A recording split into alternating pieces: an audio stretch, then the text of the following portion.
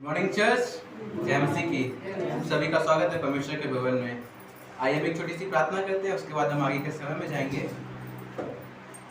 धन्यवाद करते परमेश्वर, हमारे महान जीवित पिता यीशु मसीह। हम धन्यवाद करते प्रभु, आपको सारा आदर पिता आपको देते यीशु मसीह, आज के इस दिन के लिए यीशु मसीह जो आपने हम सबके जीवन में जोड़ा है प्रभु। हम धन्यवाद करते पिता, इस दिन से पिता आपको महिमा होने पाए पिता, हमारे इस दिन से पिता आपकी महिमा हो पिता।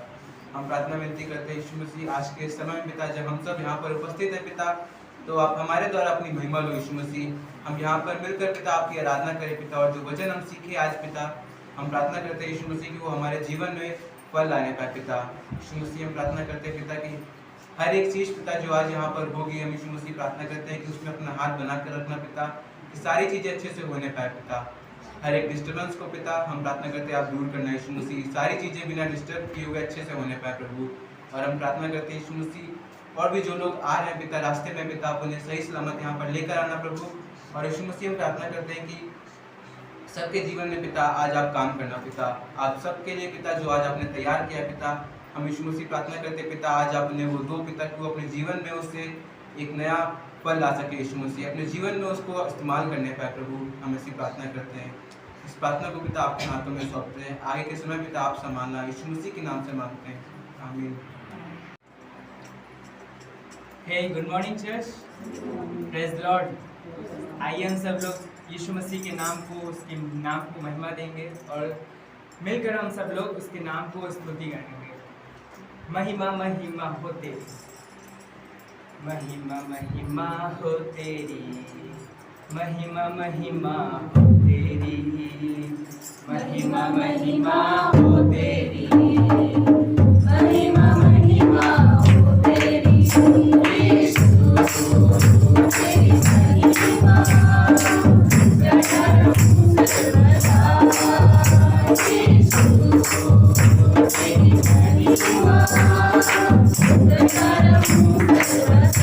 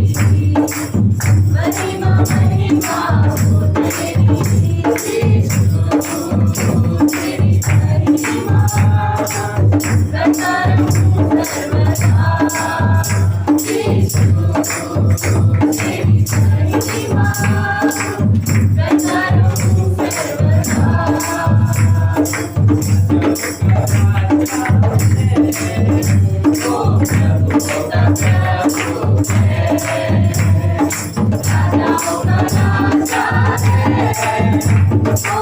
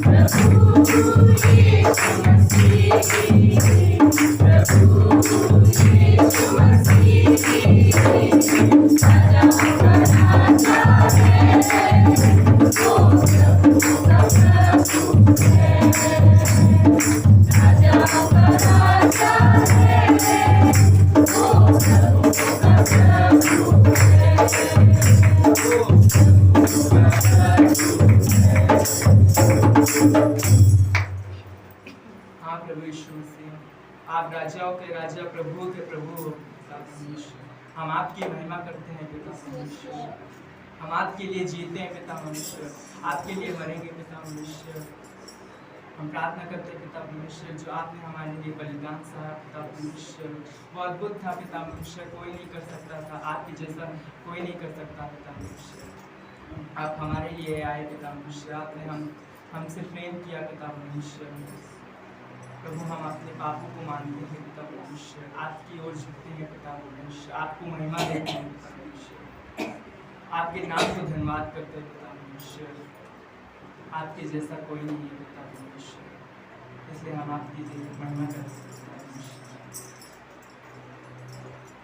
तुमसा कोई नहीं,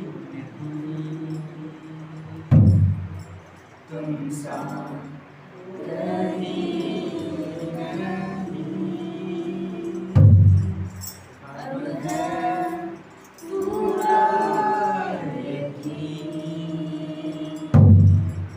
तुम सा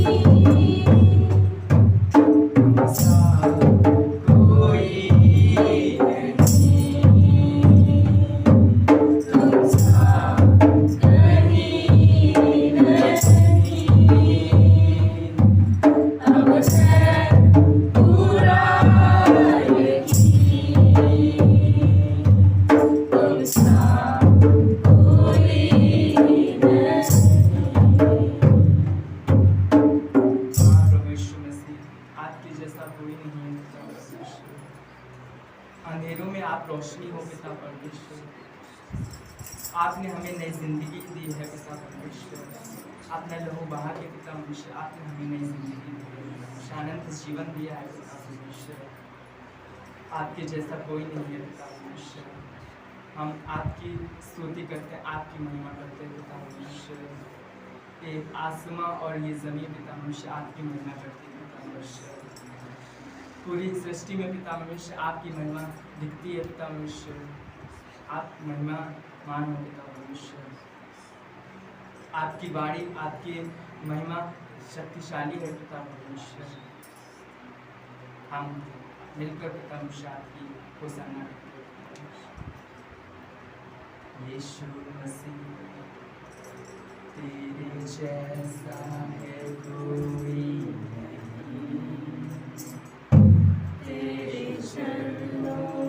झुके आसमां और महिमा गाए ज़मीन। यीशु मसीह तेरे जैसा है कोई नहीं। तेरे चरणों में झुके आसमां और महिमा गाए ज़मीन।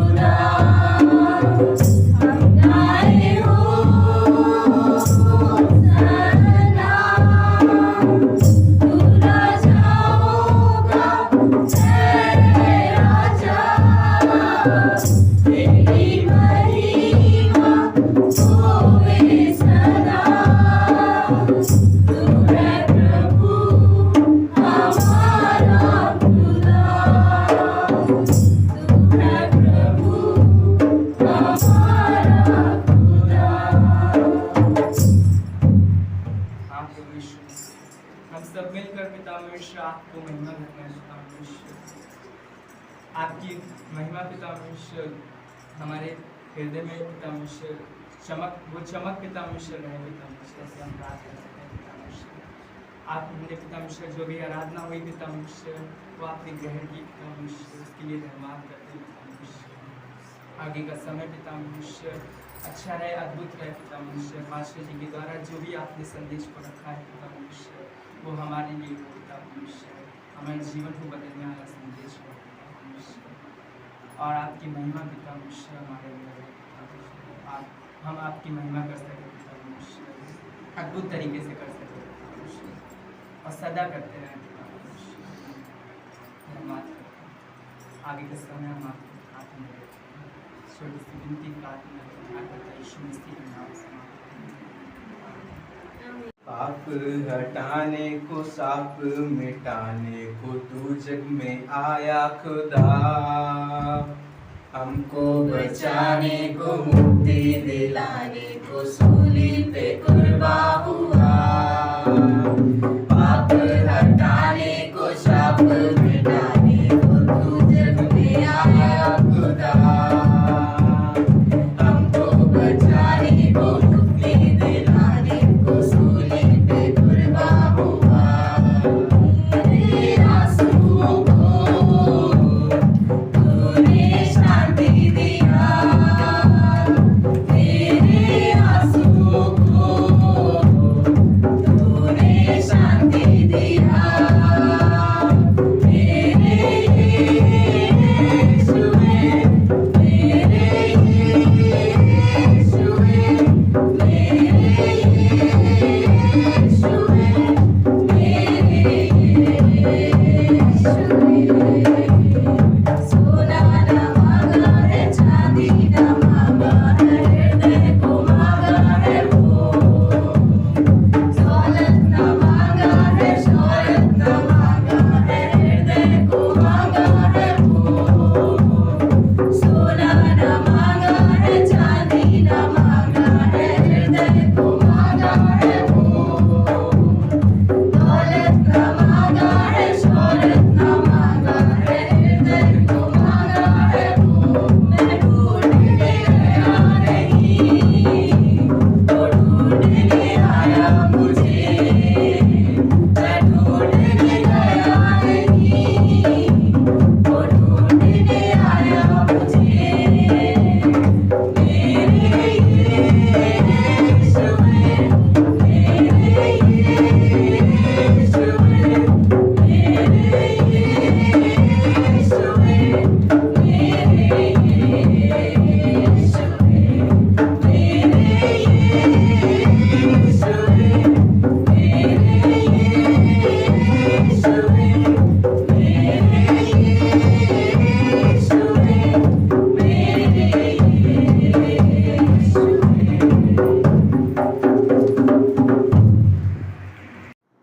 तो परमेश्वर का धन्यवाद हो आज के दिन के लिए, इस समय के लिए, और परमेश्वर की महिमा हो। हम लोग रोमियो का पढ़ेंगे, रोमियो का 12 अध्याय वचन 1 और 2, ठीक है। तो पढ़ सकते हैं मेरे साथ, सब पहुँच गया।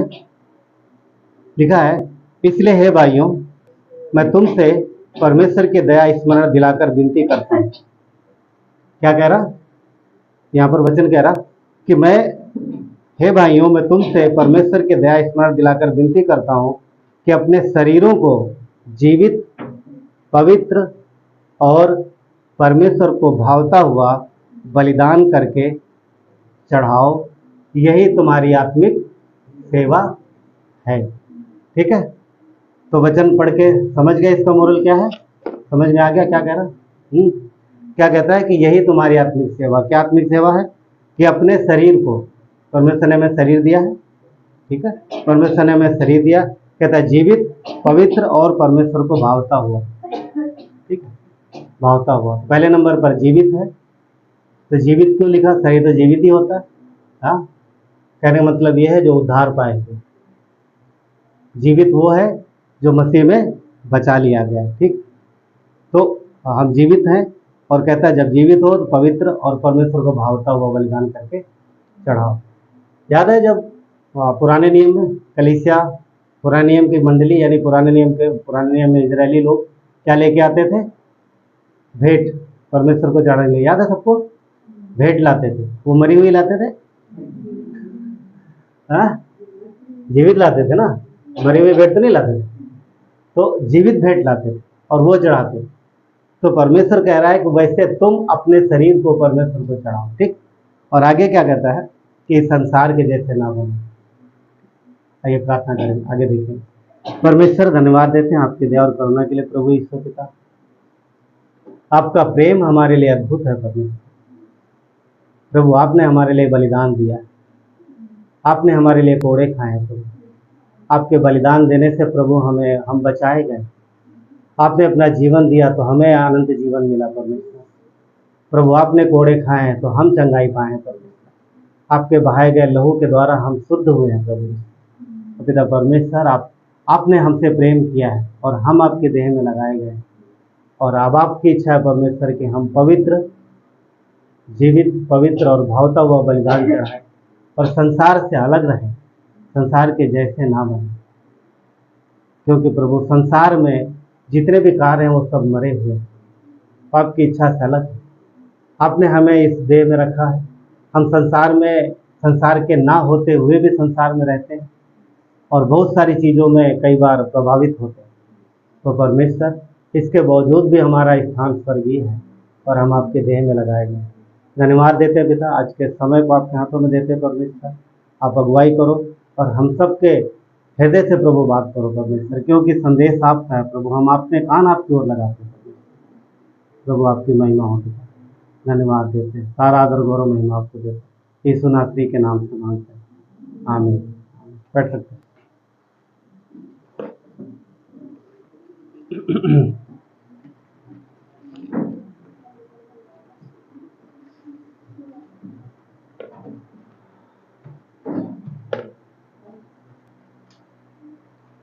तो रोमियो का अध्याय 12 अध्याय कितने लोगों ने पढ़ा इसके पहले? बहुत अच्छा, बहुत सारे लोगों ने पढ़ा।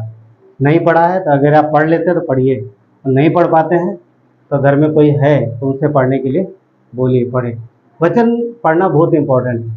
वचन नहीं पढ़ेंगे तो हम जान नहीं पाएंगे परमेश्वर के हृदय को, परमेश्वर के हृदय को। यहाँ पर कहता है कि संसार के जैसे ना बनो। किसके विषय में बात कर रहा? संसार के लोगों के विषय में या कलीसिया के विषय में? जब सवाल पूछे जवाब भी देना ना, तो बातचीत करते रहेंगे, अच्छा है। और जब सुनना हो तो सुनने का काम। तो किसके विषय में बात कर रहा? कलीसिया के विषय में बात कर रहा। और कलीसिया कह रहा तुम संसार के जैसे ना बनो। क्या ये संभव है? हो सकता है। आपको पता है पुराने नियम में परमेश्वर ने किसको चुना? एक व्यक्ति को। उसका क्या नाम था? हाँ ठीक है, अब्राहम के बाद हम सीधे इजराइल पे आ जाते हैं, ये लंबा हो जाएगा ना। इजराइल को चुना, क्या बोला कि मैं तुझे एक देश बनाऊंगा। इजराइल कौन है? याकूब। उसके वंश को पूरा एक नेशन बना दिया। आज भी इजराइल हमारे बीच में, ठीक। परंतु ये लोग जब वहाँ इनको एक वादे का देश भी दिया, एक जगह भी दी कि ये तुम्हारे लिए है, ये स्थान तुम्हारे लिए है। और इनके बीच में अपनी उपस्थिति भी रखी, अपनी प्रेजेंस। क्या था? दाऊद के पहले जब तक सुलेमान ने मंदिर नहीं बनाया तब तक क्या था? वो तंबू। तो तंबू जो है उनके बीच में परमेश्वर की प्रेजेंस को दिखा रहा कि मैं हूँ तुम्हारे बीच में, और परमेश्वर आता जाता। बाद में सुलेमान ने भवन बनाया। मगर देखो सुनो, इनको परमेश्वर ने चुना स्पेशली कि तुम मेरी प्रजा हो, और इनको एक स्थान दिया। उस स्थान में इन्हें बसा दिया, बोला ये जगह तुम्हारी है, तुम इसमें रहो। और इतने ही नहीं, बोला कि तुम्हारे बीचों बीच में मैं रहूँगा। जो वाचा का जो स्थान था, यानी जो निवास स्थान था परमेश्वर का, वो बीचों बीच में था। 3 गोत्र इधर थे, 3 गोत्र इधर थे, 3 गोत्र इधर, 3 गोत्र इधर, 12 गोत्र थे ना। और बीचों बीच में क्या था? परमेश्वर का निवास स्थान। तो परमेश्वर ने किनारा नहीं पकड़ा अपने, ये मुझे इधर क्यों, इधर किनारे कर दो ना। बोला मुझे बीच में रहना, सेंटर में। ये क्या प्रकट करता पता? वो चाहता है कि वो लोगों के दिल में रहे, हार्ट में, बीच में, सेंटर में। हाँ, सेंटर में रहे, बीच में। मुख्य स्थान चाहिए उसको हमारे आपके जीवन में, तो उनको बोला कि मुझे तुम्हारे सेंटर में रहना है। इसका मीनिंग ये है कि ताकि लोग परमेश्वर पे फोकस करें, उसकी बातों पे फोकस करें, उसकी आज्ञाओं पे ध्यान दें। और हम सब पुराना नियम जानते हैं कि परमेश्वर का निवास स्थान उनके बीच में होने के बावजूद भी वो परमेश्वर के पीछे नहीं चले। कैसे? खराई से नहीं चले और बंधुआई में भी गए, कई बार बंधुआई में गए। सबसे बड़ी बंधुआई कितने साल की हुई थी? अगर यीशु के पहले की बात करें तो 70 साल। 70 साल की बंधुआई में चले गए और जो बुजुर्ग थे वो मर गए, नई पीढ़ी लौट के आई। हाँ, क्योंकि जो 40 साल के गए होंगे तो लौट के आए होंगे, 70 साल में नहीं आए होंगे। तो दूसरी नई पीढ़ी लौट के आई, यानी 70 साल के बंधुआई में लोग लौट के आए। और जब आए तो क्या देखते हैं? पूरा शहर जो है तहस नहस है, घर भी गिरे पड़े हुए हैं, इनके भी घर टूटे हैं और परमेश्वर का भवन भी टूटा हुआ है। ठीक है, तो ज़्यादा परमेश्वर के भवन को क्षति पहुंची थी। ये लोग आए, वापस रहने लगे और अपने अपने घर को सुधार रहे, सब कुछ कर रहे हैं। मगर काफ़ी समय हो गया, 1 साल हो गया, 2 साल हो गया, काफ़ी लंबा समय गुजर जाता है। ये लोग सब कुछ करते हैं, ध्यान से सुनिएगा तब आपको समझ में आएगा मेरा कहानी। ठीक, ये लोग सब कुछ करते हैं, अपना घर बना लिए हैं और सब अपना व्यापार कर रहे हैं, सब कुछ कर रहे हैं, सारी चीज़ें कर रहे हैं, सिर्फ एक काम नहीं कर रहे। पता क्या नहीं कर रहा? ये परमेश्वर के भवन की तरफ ध्यान नहीं दे रहे। वो अभी भी टूटा फूटा पड़ा है, उसकी तरफ ध्यान नहीं दे रहे हैं और अपना खूब तरक्की, अपने काम में, अपने सारी चीज़ों में लगे हुए हैं। तो परमेश्वर ने अपना एक नबी भेजा और उस नबी के द्वारा परमेश्वर ने लोगों को उलाहना दिया एक तरीके से और लोगों का ध्यान आकर्षित किया। क्यों? क्योंकि वो बड़ी मेहनत कर रहे थे, बहुत ज़्यादा अपने जीवन को अच्छा बनाने के लिए बहुत कुछ कर रहे थे, मगर उनको वो चीज़ें हासिल नहीं हो पा रही। हाँ, 8 घंटा 10 घंटा मेहनत करते थे पर मिलता बहुत कम। तो परमेश्वर ने अपने नबी के द्वारा इनसे बातें की और बताया कि तुम्हारे जीवन में जो चीज़ें हो रही हैं ये क्यों हो रही हैं।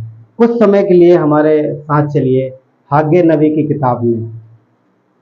ठीक है, पुराने नियम में पेज नंबर 1095 यानी 94 पर है, हागे नबी की पुस्तक में।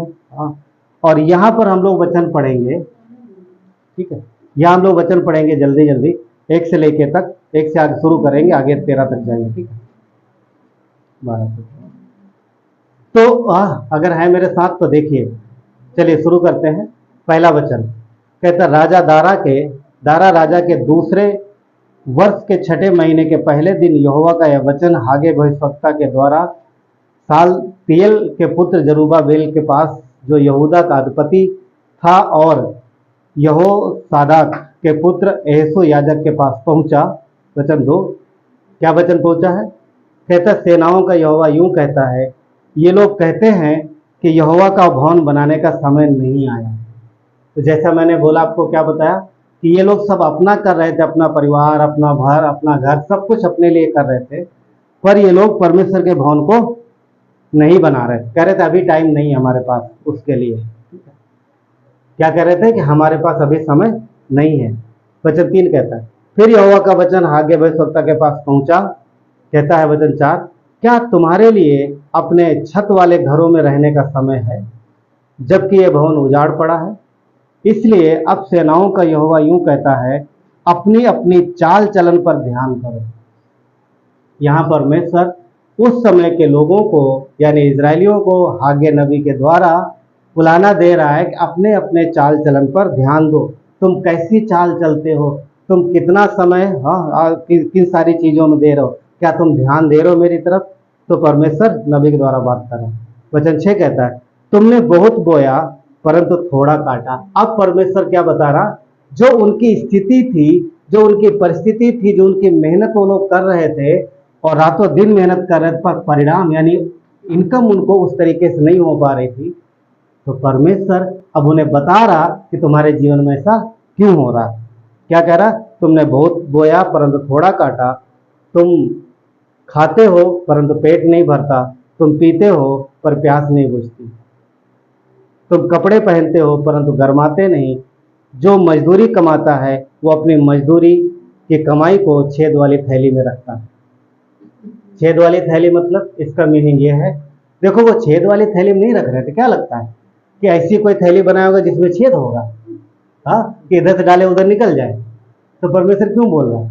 परमेश्वर बोल रहा है कि मैंने तुम्हारी सुरक्षा, जो सुरक्षा परमेश्वर देता है ना, जो बोलते हैं ना कवरिंग होती है परमेश्वर की, जिसकी वजह से चीजें सुरक्षित रहती, तो परमेश्वर ने उसमें छेद किया। तो परमेश्वर ने अपनी कवरिंग हटाई थी, इसलिए वो चीजें उनके जीवन में हो रही थी। अब आगे देखते, साथ कहता है, सेनाओं का यहोवा तुमसे यूं कहता है कि अपने चाल चलन पर सोचो और पहाड़ पे चढ़ जाओ, लकड़ी ले आओ, इस भवन को बनाओ और उसको देखकर मैं प्रसन्न होऊंगा और मेरी महिमा होगी। यहोवा का यही वचन है। नो कहता है, तुमने बहुत उपज की आशा रखी, परंतु देखो थोड़ी ही है, और जब तुम उसे घर ले आए तब मैंने उसे उड़ा दिया। यहाँ पर परमेश्वर ने स्पष्ट बोला, जब तुम कमा के घर लेके आए, यानी तुम फसल लेके आए, तो मैंने उड़ा दिया। मतलब उड़ा देने मतलब ये कीड़े काई बहुत सारी चीजें होंगी जो उस फसल को नुकसान पहुंचा रहे थे, उनकी जो कमाई थी वो सही से वो यूज नहीं कर पा रहे थे। ठीक है, आगे देखते।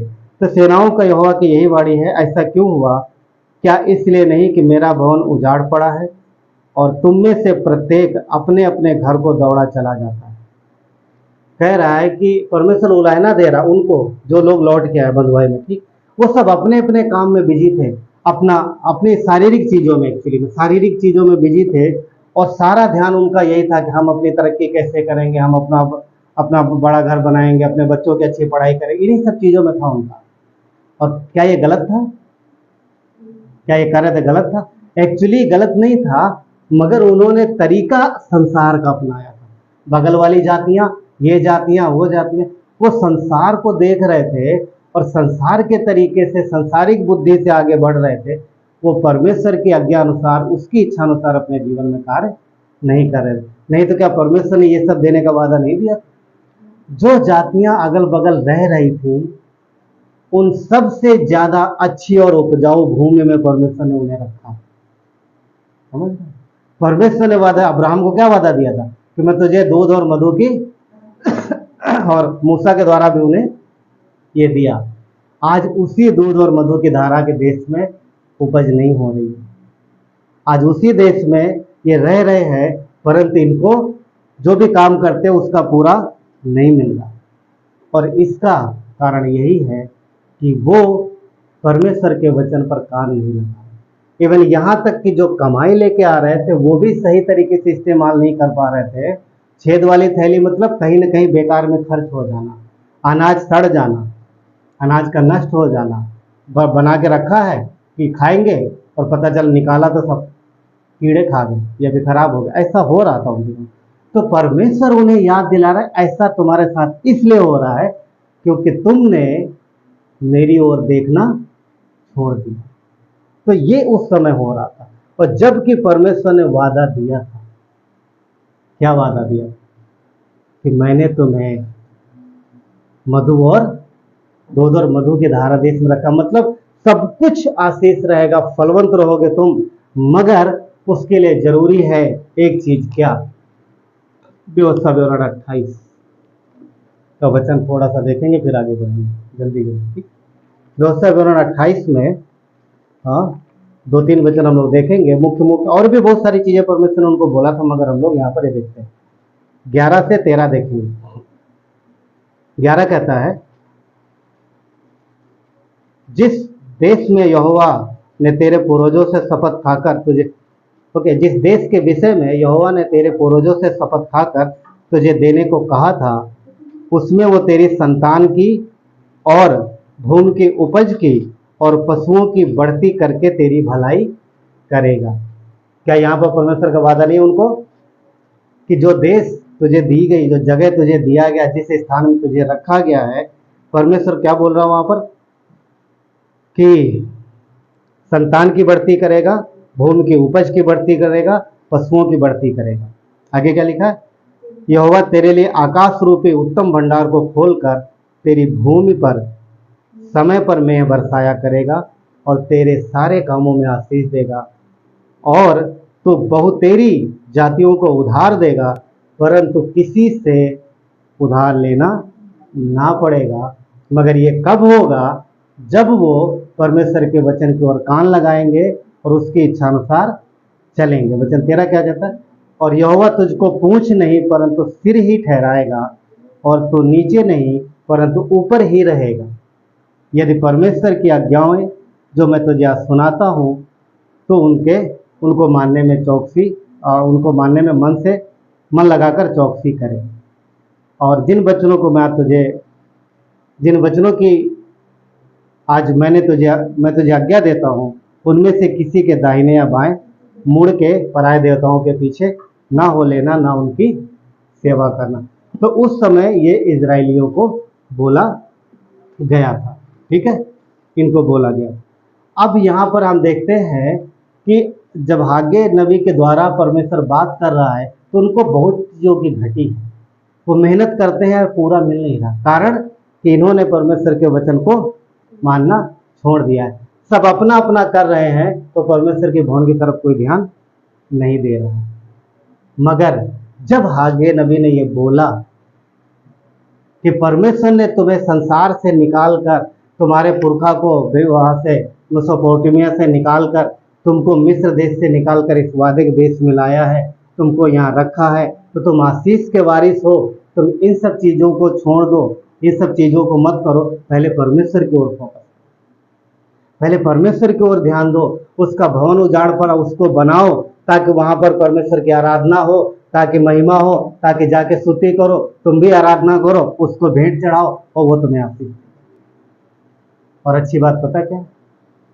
इस पुस्तक की अच्छी बात यह है कि उन्होंने उस नबी की बात पर कान लगाया और उन्होंने परमेश्वर के भवन को बनाया और फिर उसके बाद परमेश्वर ने उन्हें बहुतायत से आशीष दी। तो उनके जीवन में जो समस्या हो रही थी, उन्हें अपनी गलती का एहसास हुआ कि वो जो कर रहे हैं वो संसार के तरीके से कर रहे हैं। उन्हें प्रेरणा जो है परमेश्वर के वचन से या परमेश्वर से नहीं मिली, उनकी प्रेरणा संसार था। समझ रहे?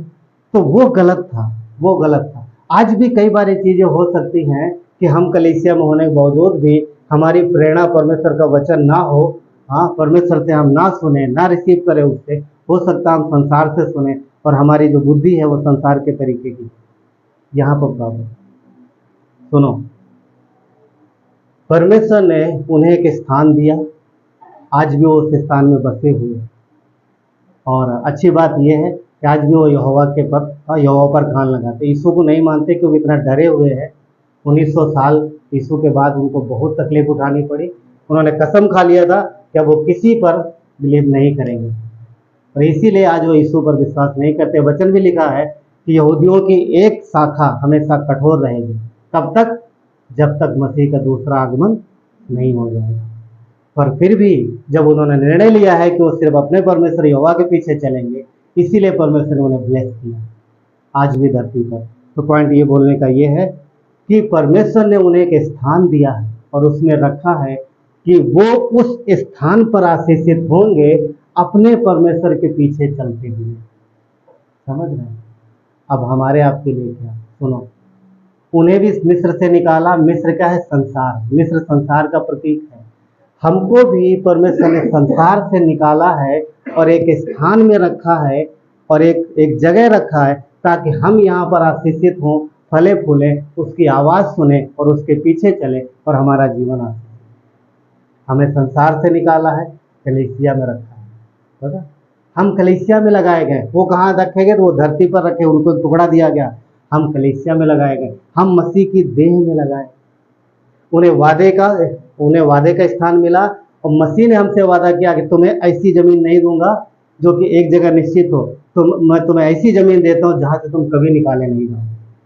तो कई बार गुलामी में गए, मगर कई बार उस स्थान से बाहर गए। और परमेश्वर का वचन कहता है कि हमें कोई भी मसीह से अलग नहीं कर सकता। हम फिक्स कर दिए गए हमेशा के लिए कलीसिया में, मसीह के देह में, ताकि परमेश्वर हमें आशीषित करे। कहाँ पर? कलीसिया में। 3 पॉइंट हैं। एक्चुअली तीन उसके आगे हम बढ़ेंगे हम लोग इब्रानियों का, तभी इसने कहा 3 पॉइंट आगे बढ़ेंगे, उसके 3 पॉइंट पहले कुछ बात है वो देखते हैं। तभी उसने क्या बोला था इब्रानियों के 12:2 में कि संसार के जैसे ना बनो। उस समय वो मंडली संसार को देख करके संसार को अपना आइडल मान ली, पर हमें संसार को नहीं देखना, हमें किसको देखना है? मसीह को देखना। हम उसी में आशीषित हैं। तो यहाँ जो लिखा है 12:2 में संसार के सदस्य, इसका ग्रीक में मतलब है यूनानी में कि अपने आप को उसके अनुरूप ढालना, अपने आप को उसके अनुरूप ढालना, यानी कोई विश्वासी अपने आप को संसार के जैसा ढाल ले। तो ये मीनिंग है जो रोमियो के 12:2 में एक शब्द है ना, संसार के सदस्य ना बनो। तो जो सदस्य शब्द, सदृश जो शब्द है उसका मीनिंग है ग्रीक में कि अपने आप को उसके अनुरूप ढालना। तो कलीसिया ऐसी हो सकती है, वो संसार को अपना आइडल बना सकती है। इसलिए परमेश्वर वचन कहता है कि हमें मसीह का अनुकरण करना है, ना कि संसार का। रोम की कलीसिया को पौलुस लिख रहा है, कुरिन्थ की कलीसिया को लिखता है, क्योंकि ये लोग उस समय संसार के पीछे, संसार को अपना आइडल मान रहे थे और उसके पीछे चल पड़े थे। ठीक है, मगर परमेश्वर कहता है कि संसार की बुराई अपने अंदर मत लो, जबकि क्योंकि तुम बुराई से निकाले गए, मसीह की अच्छाई हमारे बीच में आनी चाहिए। ठीक है, प्रेरितों काम का 8:22 कहता है, इसलिए अपनी उस बुराई से फिर कर प्रभु से प्रार्थना करो।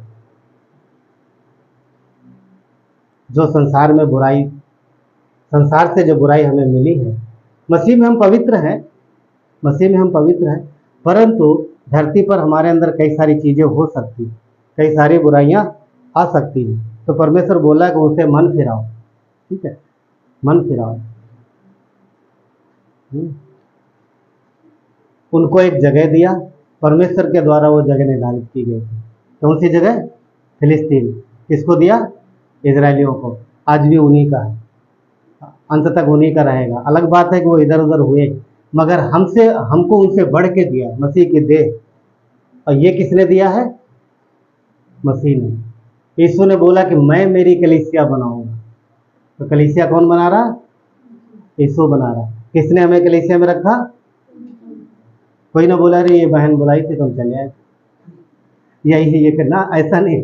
परमेश्वर ने हमें कलीसिया में रखा। ठीक है, हम उसके द्वारा लाए गए हैं। तो यीशु बोलता मैं मेरी कलीसिया बनाऊं। कलीसिया यीशु बना रहा, कोई और नहीं बना रहा, और उसी ने हमें इस देह में रखा है। तो हम उसके द्वारा बुलाए गए। कलीसिया का मतलब हम सब जानते हैं, बुलाए हुए लोगों का समूह है। तो रोमियो 1:6 में यीशु ने क्या कहा? रोमियो 1:6 क्या कहता है? हम भी मसीह यीशु के होने के लिए बुलाए गए। किसके? मसीह यीशु के। हम उसके लोग हैं।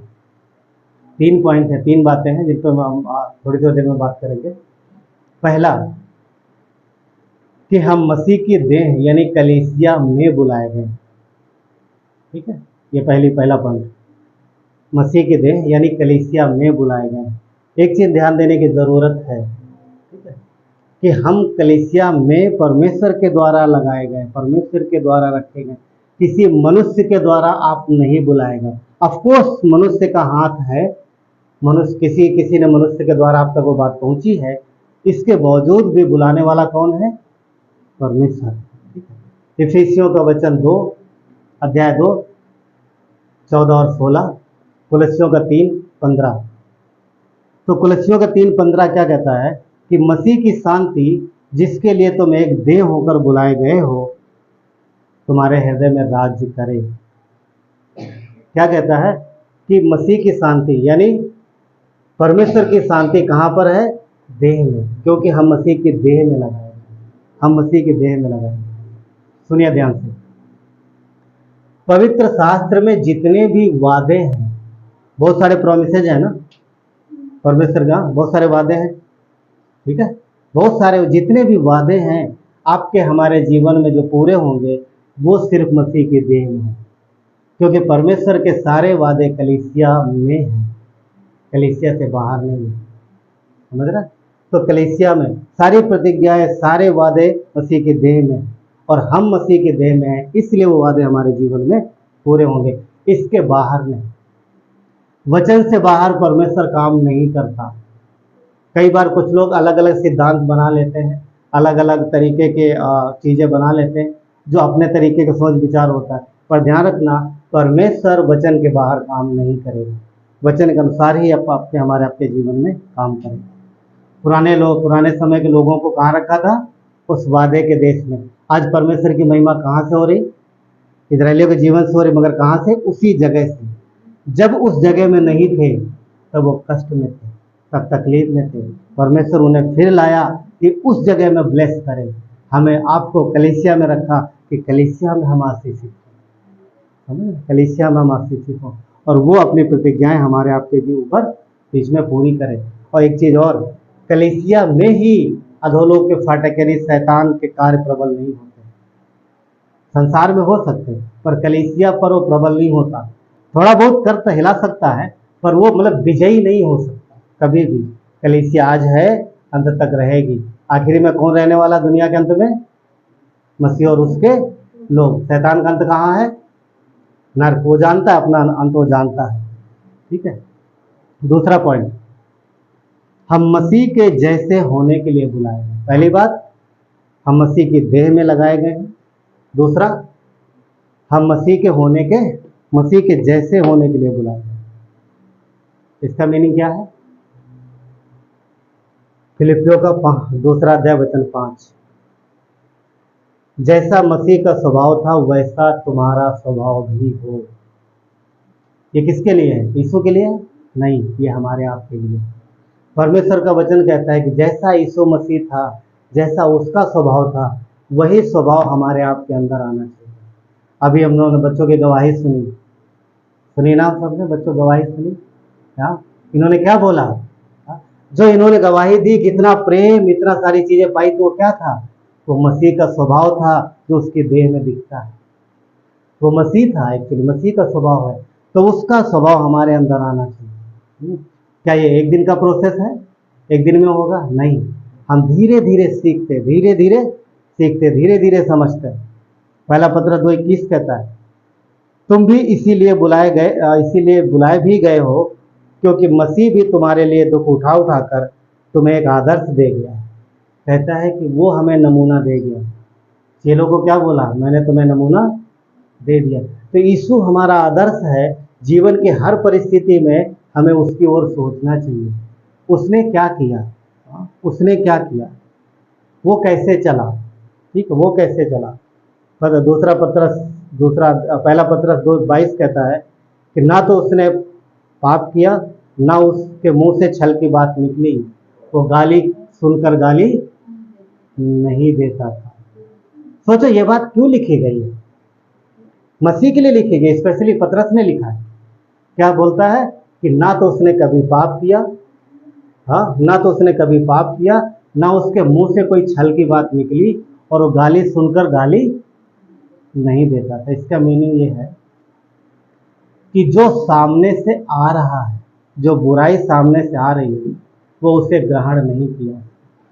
उसने अपने स्वभाव को बदला नहीं। वो मसीह था, वो पवित्र था। हम मसीह में बचा लिए गए।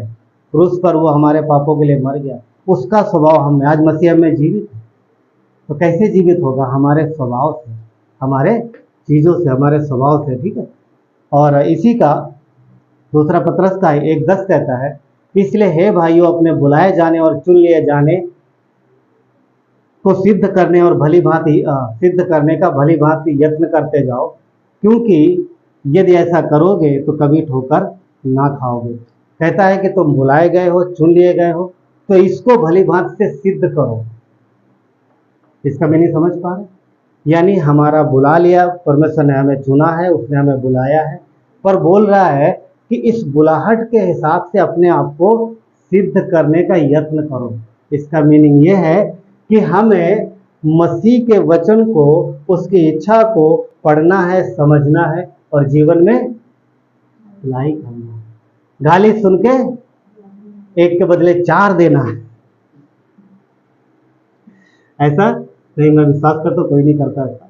फिर भी इसका मीनिंग ये है कि अगर सामने वाला बुराई कर रहा है तो हम बुराई ना करें। वचन क्या कहता है कि बुराई को भलाई से जीत लो। ठीक है, कहने मतलब ये तो क्या कहता है, तुम ऐसा करने से कभी ठोकर नहीं खाओगे। कितनी ऐसी चीजें हैं जो संसार के द्वारा हमें मिलती हैं जो कि गलत हैं, गलत हैं, और जो हम लोग करते हैं। और परमेश्वर चाहता है कि उन बुराई की चीजों से बाहर निकलो। क्यों? क्योंकि जो अच्छी चीजें नहीं हैं वो कभी भी अच्छा परिणाम लेके नहीं आएंगी। हमें कोशिश तो करना चाहिए, कोशिश तो करना चाहिए। रोमियो 1:7 क्या कहता है, उन सबके नाम जो रोम में परमेश्वर के प्यारे हैं और पवित्र होने के लिए बुलाए गए। किसके लिए बुलाए गए? पवित्र होने के लिए। स्वर्गीय दृष्टि में हम पवित्र हैं, जीवन की पुस्तक में हमारा नाम लिखा है, मगर धरती पर हमें पवित्रीकरण से गुजरना है। यानी यीशु ने बोला ये करना, वो करना, ये नहीं करना, तो ये नहीं करना। बच्चों में क्या आदत होती है, जो चीज मना करो उसको पहले करेंगे, उसको पहले करेंगे, और जो करने के लिए बोलो उसकी तरफ ज्यादा ध्यान नहीं देंगे, ज्यादा ध्यान नहीं देंगे। कई बार तो यहाँ तक आ जाते हैं, जो मम्मी पापा बोले ये ना करना, कई बार माता पिता चाहते हैं तो इंजीनियर बनना, ठीक, तो बच्चे बोलेंगे ना हम फुटबॉल प्लेयर बने। कई बार होता है वो तो बहुत सारे होता है ना। खैर कुछ गलत नहीं है फुटबॉल प्लेयर में बनना, मतलब एक विद्रोह की आप बात बता रहे हैं ना, आगे इस विद्रोह की आत्मा। तो परमेश्वर कहता है कि जब हम बुलाए गए हैं सिद्ध होने के लिए, तो इसमें हमारा भी कुछ रोल है। ईश्वर ने जो करना था कर दिया।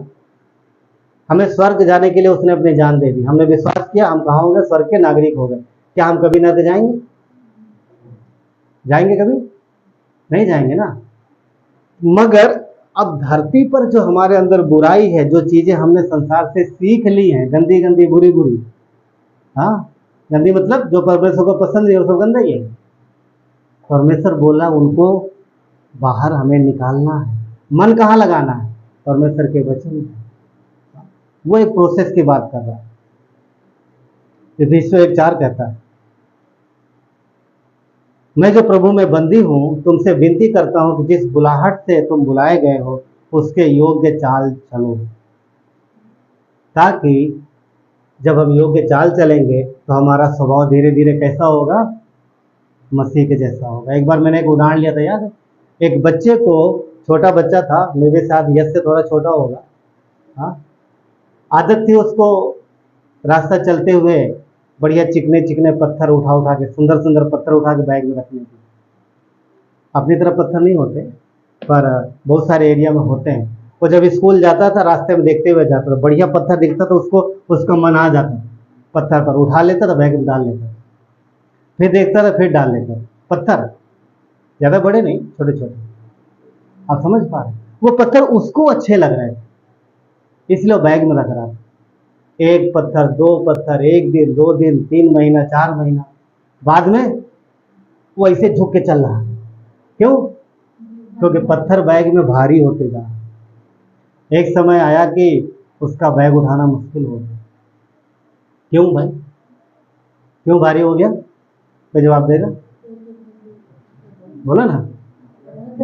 क्योंकि पत्थर से भर गया, वजन बहुत भारी हो गया। पर पत्थर तो अच्छे थे ना, उसको पसंद आ रहे थे, बड़े अच्छे थे, सुंदर थे, इसीलिए तो लिया अपने अंदर, इसलिए तो बैग में डाला।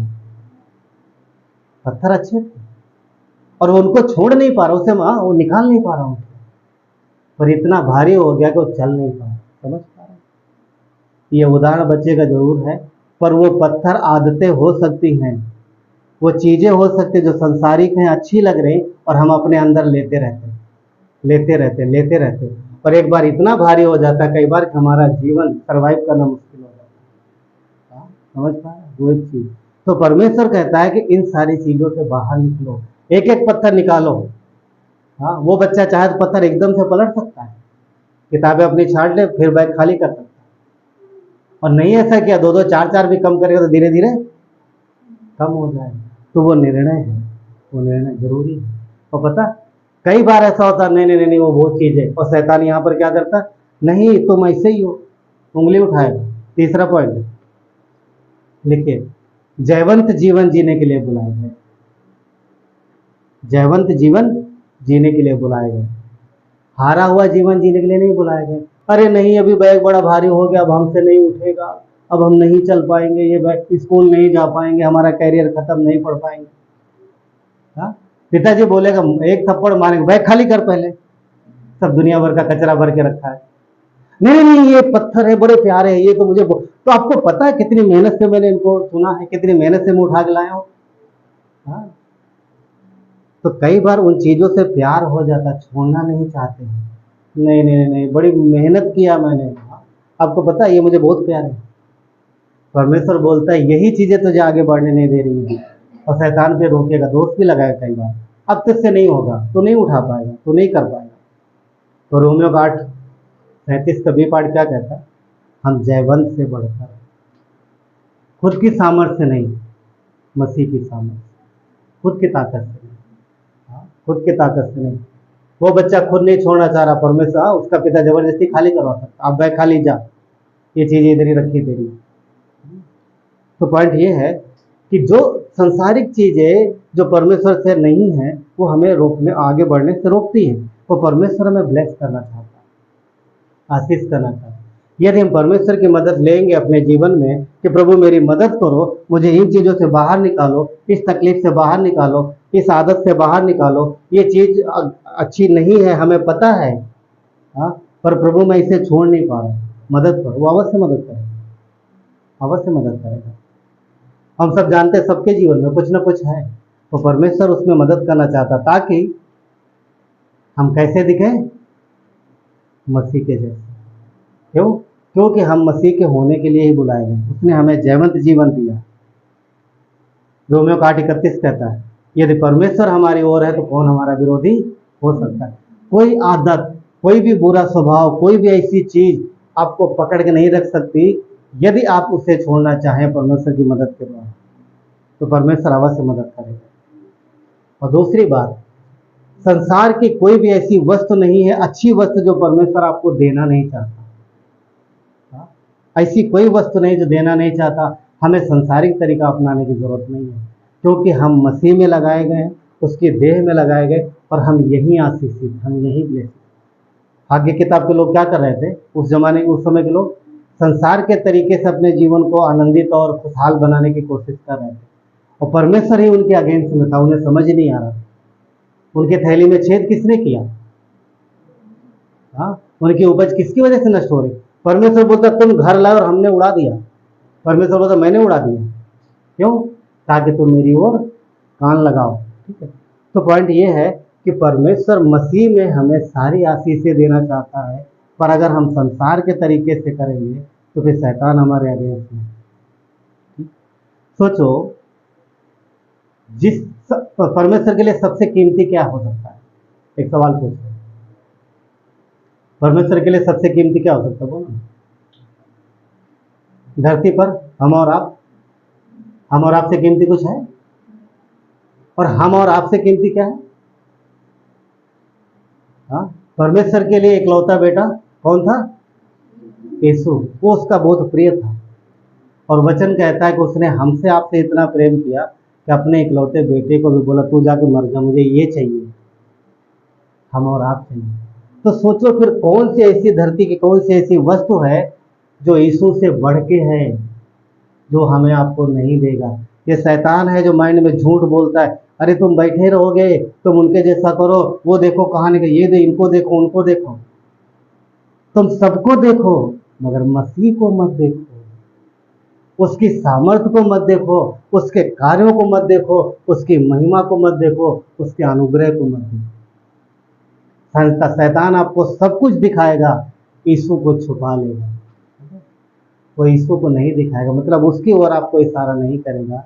मगर हमें याद रखना है रोमियो 8:32 कि जिसने अपने निज पुत्र को भी हमारे आपके लिए नहीं रख छोड़ा, तो बाकी चीजें क्या हैं? तो पहले परमेश्वर क्या बोला उनको? पहले भवन की तरफ देखो, पहले उसका भवन, पहले मेरा भवन बनाओ, ताकि वहां पर आराधना महिमा हो करो। क्योंकि वो उस समय भवन नहीं था, कुछ कर ही नहीं रहे थे। तो हम और वो आशीषित है उस जमीन में परमेश्वर के साथ, हम आशीषित हैं मसीह के देह में, मसीह के साथ। आप समझ पा रहे?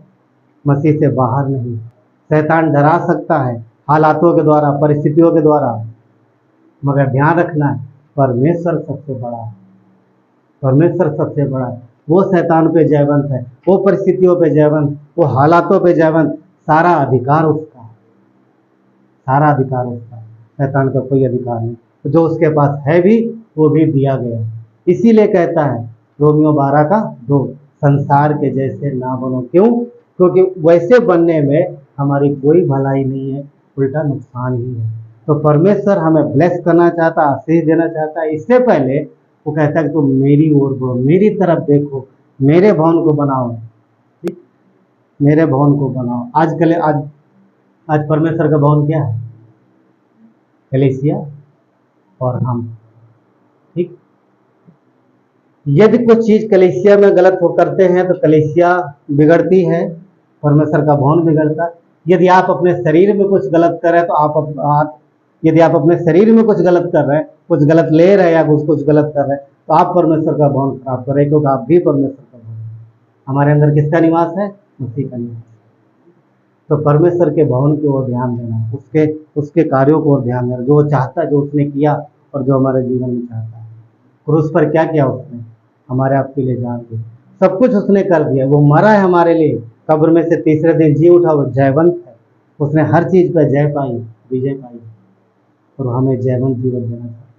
इसीलिए कहता है संसार की ओर नहीं, किसकी ओर देखना है? मसीह की ओर देखना। आइए प्रार्थना करते हैं। परमेश्वर धन्यवाद देते हैं प्रभु आपकी करुणा दया के लिए, पिता आपकी महिमा हो परमेश्वर। धन्यवाद प्रभु कि आपने हमारे लिए सब कुछ कर दिया है पिता। और प्रभु ये पापी स्वभाव है जो बहुत बार संसार की ओर देखता है, परंतु हम आपके देह में लगाए, और सारे वादे, सारी आशीषें देह नहीं है प्रभु, मसीह के देह में। धन्यवाद परमेश्वर प्रभु आपके इस देह के लिए पिता। हम बढ़ रहे प्रभु, धीरे धीरे हम बदल रहे अंश करके, आपके जैसे बन रहे हैं परमेश्वर। धन्यवाद देते प्रभु। हर एक व्यक्ति जो यहाँ पर है पिता, आपको देते परमेश्वर, उसके जीवन को आपको देते पिता। आपने प्रभु मार खाई है, आपने कोड़े खाए ताकि हमें चंगाई मिले परमेश्वर। आपने तकलीफ उठाई ताकि हम तकलीफों से बच जाए। आपने अपना जीवन दिया ताकि हम अनंत जीवन पाएं। धन्यवाद परमेश्वर हमारे लिए सब करने के लिए। धन्यवाद हमें अनंत जीवन देने के लिए। आप मारे गए, गाड़े गए, तीसरे दिन जी उठे। यदि आपने कभी ईश्वर पर विश्वास नहीं किया इस तरीके से, तो आज ये विश्वास कर सकते हैं आप कि वो आपके लिए क्रूस पर मरा है, कब्र में गया है और तीसरे दिन जी उठा। वो जीवित मसीह। यदि आप पापों से मन फिराएंगे और इस पर भरोसा करेंगे तो परमेश्वर का वचन इस बात की खातिरी करता है, इस बात की गवाही देता है कि आप उसके साथ स्वर्ग में होंगे। तो ये आपकी वजह से नहीं, उसके बलिदान की वजह से। धन्यवाद प्रभु यीशु, आपकी महिमा हो परमेश्वर। आगे के समय को आप क्या करेंगे? यीशु नासरी के नाम से आमीन। आशीष लेकर नीचे आती है, स्तुति आराधना ऊपर जाती है। आशीष लेकर नीचे आती है।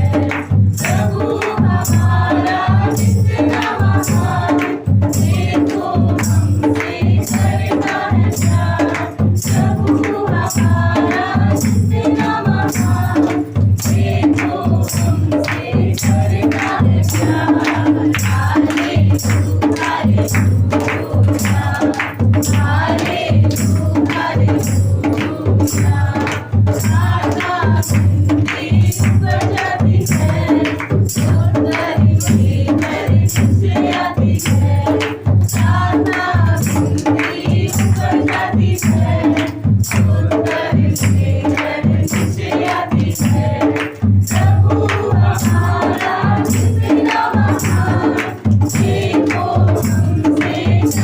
है प्यार।